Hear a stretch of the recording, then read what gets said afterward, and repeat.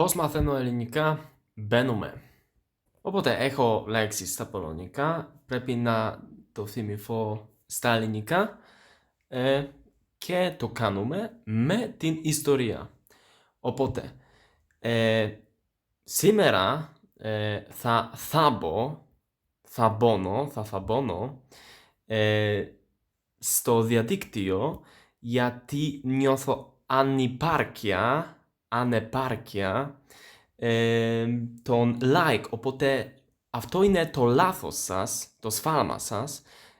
Πρέπει να μου δώσετε τα like, γιατί αλλιώς θα νιώθω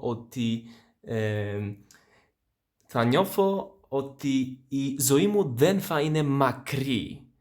Δεν θα είναι μακρό. Μακρύ. Όχι, σωστά. Δεν θα είναι μακρύ. Και αυτό αναγράφεται στους κανόνες μου, τους οποίους ουδέποτε δεν είπα σε κανέναν.